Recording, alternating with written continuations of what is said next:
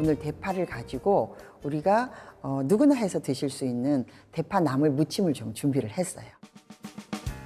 각종 나물 반찬 요리 양념에 필수로 들어가는 대파.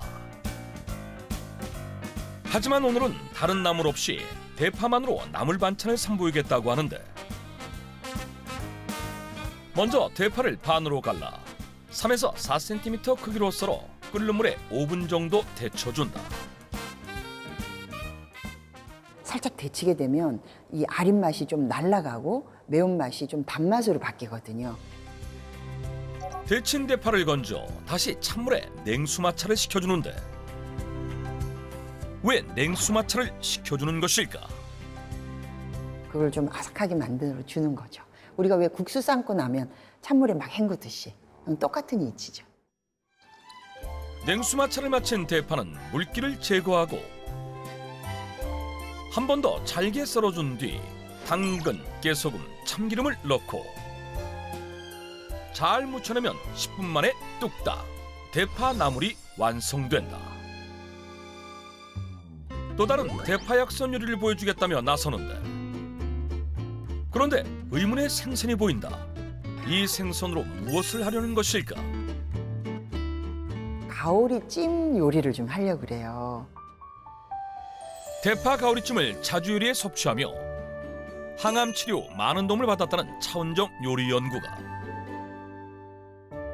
암 환자들은 이게 혈관이 좀 되게 약하다라는 얘기가 있더라고요. 그래서 생선이 좀 이렇게 섭취를 했을 때 혈관을 좀 튼튼하게 해준다라는 영양학적인 그런 의미가 있기 때문에 이제 대파를 이용해서 피도 좀 맑게 해주고 생선을 이용해서 혈관을 좀 튼튼하게 해주는. 대파 가오리찜을 만들기 위해선 먼저 미리 준비한 찜기에 증기가 올라오면 대파를 깔고 그 위에 반건조된 가오리를 올려 쪄줘야 한다. 선생님, 대파를 밑에 까는 이유가 네. 있을까요? 우선 이제 향기 성분도 좀 좋아지고요. 그리고 또 밑에 눌러붙지 않는 장점도 좀 있고, 생선 살 같은 것들이 찌고 나면 뜯어지는 경우들이 좀 있거든요. 그래서 그런 장점으로 이제 대파를 좀 밑에 깔아주면 좋죠. 약 10분 후 가오리가 어느 정도 익기 시작하면 양념을 발라 생선살에 양념이 잘 배어들도록 한다. 어간장을 좀 소금 대신 이제 쓰는데 단백질 성분이 있는 굉장히 좀 깊은 맛을 내는 양념으로 우리가 쓸 수가 있거든요. 나머지 고춧가루나 뭐 마늘이나 이런 것들은 좀 이제 기호도에 따라서 너무 이렇게 맵지 않도록 가감을 하시면 좋을 것 같고요. 그리고 이제 참기름, 대파 다진 거, 그리고 깨소금 이렇게 해서 지금 양념장을 만들었어요. 약 20분 후 가오리가 완전히 익으면 대파 가오리찜이 완성된다.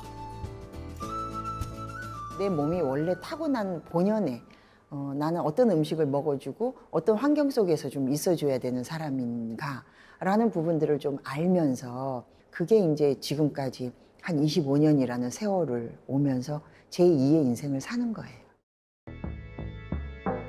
이렇게 암 잡는 암행어사 대파로 항암밥상을 만들었지만 실제 가정에선 대파를 마음 놓고 섭취하기엔 망설여진다고 하는데,